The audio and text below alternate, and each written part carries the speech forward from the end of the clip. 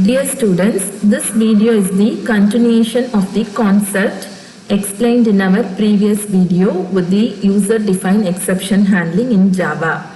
This video will see how to use all the 5 keywords, that is try, catch, finally, throw and throws in the user-defined exception handling.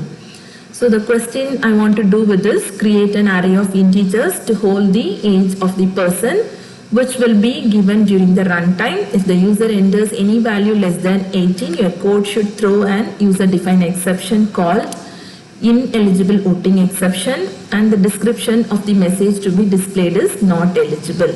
So if they are eligible, it will continue. If it is an ineligible case of age, so that time it will throw an exception, handle it, and again it will continue the flow of execution. So also I need to check whether the input is a valid digit, and if it is not a valid digit, suppose I am not entering any numbers, instead of that I am entering any alphabets or any other non-integer characters, then it has to handle the predefined exception, which is called input mismatch exception, and print the message called as invalid literal. And this program I am going to demonstrate with all the 5 keywords: try, catch, finally, throw and throws. So we'll start it now. So first I want to get for one value.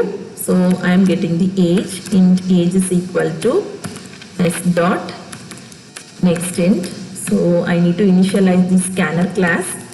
So scanner s is equal to new scanner system dot in. So followed by, I need to check it.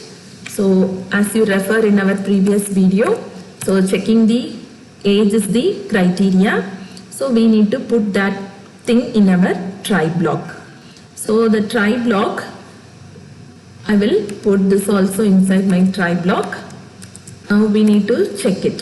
So instead of checking the eligibility criteria in the main program itself, we are going to create a method separately and passing this age value to the method. So the method is going to check the eligibility value. If it is not eligible, it will throw the exception.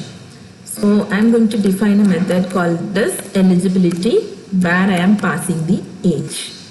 So I need to define a method. So in the same class, I am going to define public static void eligibility, and that will take an input as integer. So when this input comes, I need to check. So if a value is greater than or equal to 18, then s out eligibility for voting, else, as you already know that, you have to create an exception object. Our exception object name is called ineligible voting exception. And then I have to pass the message. The message is not eligible for voting. So since this class is not available, this exception class is the user-defined exception, which is not available. So I need to create this exception. So I will just right click, new class, create the exception, create the exception, ineligible voting exception, finish, and I told that it should be extends from exception. And I need to create a constructor. I need to create a constructor for it. So public constructor. So constructor, I need to pass a message. So that I need to pass it to my base class. So I am using the super keyword. So this is my user defined exception I have defined.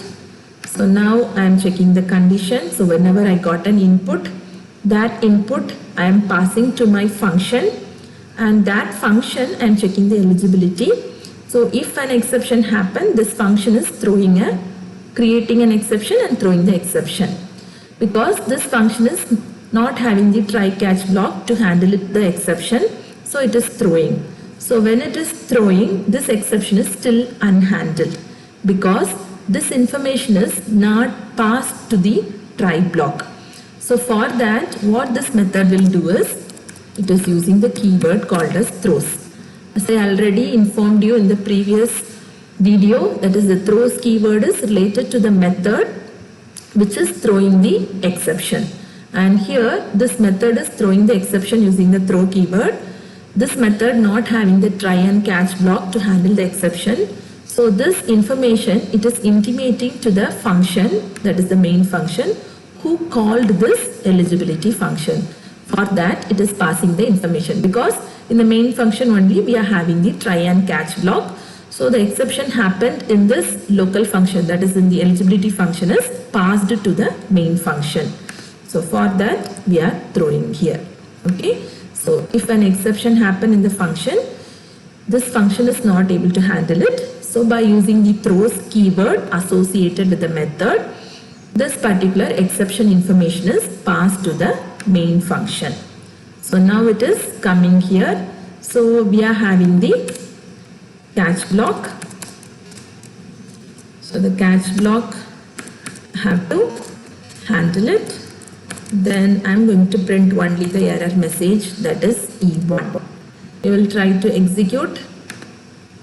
So I am giving the input 34. So eligibility for voting. So when I run the program once again, and I am giving the value is 12. So ineligible for voting.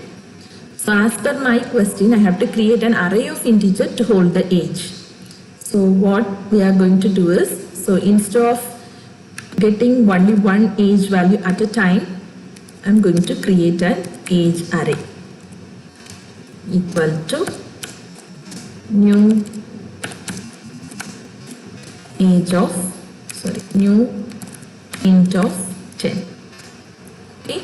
So here I am getting with age of I is equal to s dot next int. So we want to repeat it. So this everything we have to put it inside the for loop. For I is equal to 0, I less than 10, I plus plus.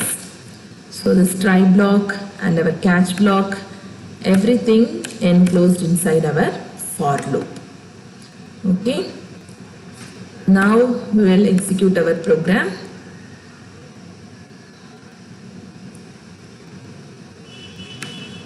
So here also I have to pass I. So now we will execute our program.